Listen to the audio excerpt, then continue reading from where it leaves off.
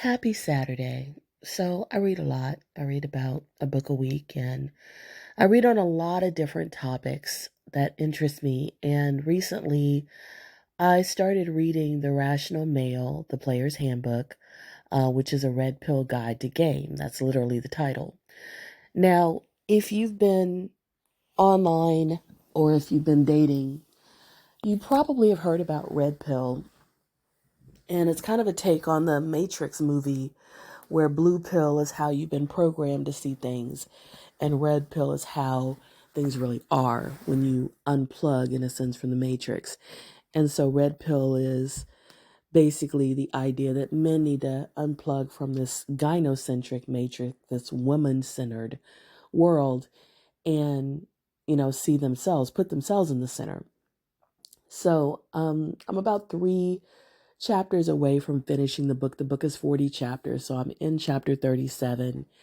And it's been a very interesting read. I have really enjoyed it. A lot of it is based on a flawed premise, in my opinion. The premise being that the world is woman centered, because it's not.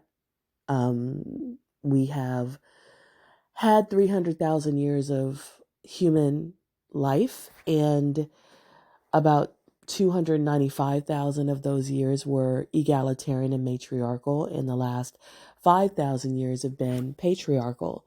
And that's shown in our laws, that's shown in the fact that in America, um, basically 90% of the people in power are men. And out of the laws that have been created federally, 0.023% of them are actually for women and are a part of, I guess you could say, feminism, or the women's rights movement.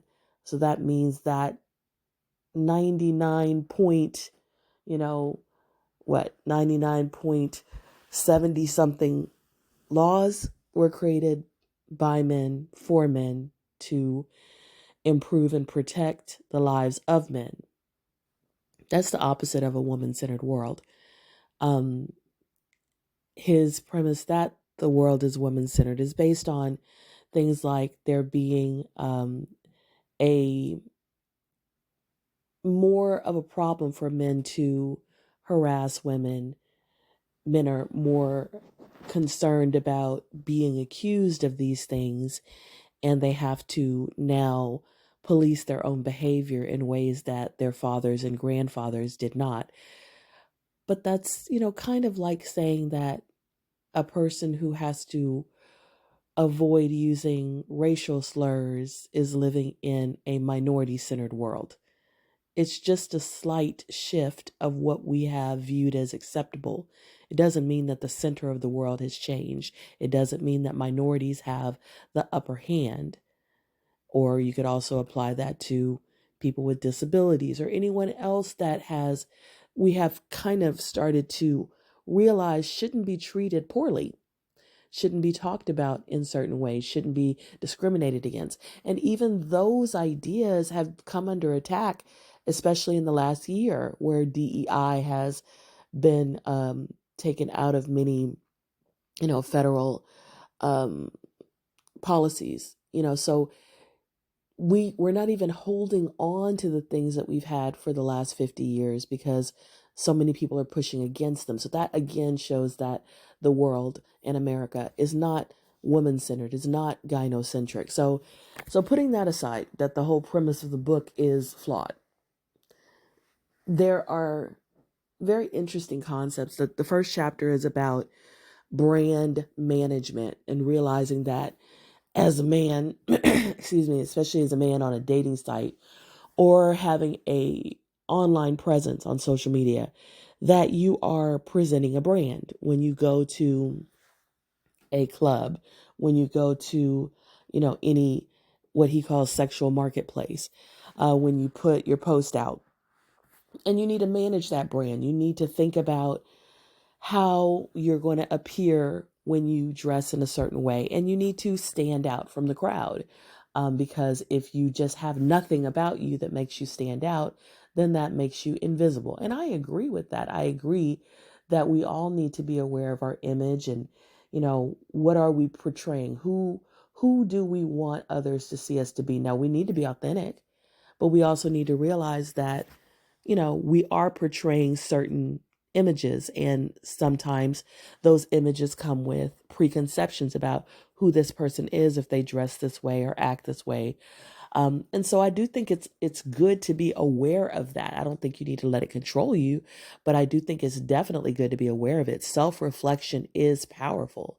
And so that is really, really good. That in chapter 1, Rollo Tomasi is trying to get men to reflect on who they are portraying themselves to be and whether that aligns with who they want to be treated as and, how they want to be seen. I posted a little short video today about the question, what do you bring to the table? And I think it ties to this brand management idea, because another concept in red pill ideology is that women are too entitled, which I think is so funny. I'm not saying that there aren't some women that aren't too entitled. There are some people that are too entitled. So that to me has nothing to do with gender. It has to do with your mindset. But the author says that basically all women are too entitled. And so a man needs to center himself and make his frame, the one that is going to guide the interaction between the man and the woman. And one way to do this is to neg her, N-E-G, neg her, meaning you give backhanded compliments. You give things that are going to unsettle her or make her feel like, oh, maybe I do need to audition for this guy's approval. Maybe I do need to jump through hoops to show him what I can do for him. Well, that kind of relies on the fact that a woman wants you and feels that she needs to do that, which a lot of women don't feel they need to do that. And kind of the question, again, like I posted in this video, of what do you bring to the table is kind of a negging question, because again, it's trying to get the woman to audition for the man, but it backfires because most women expect a man to approach them, and they expect that man to approach them because he has seen something in her that he sees as valuable. So if the man is approaching her and asking that question, it begs the question in her mind, like, did he not have a reason for approaching me? Does he approach every woman? Does he not think about what he sees in me that would be of interest to him? And if he doesn't, I'm not interested, because I only want someone to approach me who has already looked at me and saw something that they desire. I shouldn't have to tell him why he should be interested in me. Because if he didn't have a reason, what is he doing in my face? So another thing that the book talks about is situational awareness, social clues, being a man who, quote, just gets it. And this question is a lack of situational awareness, a lack of social clues, and also being a man who does not get it.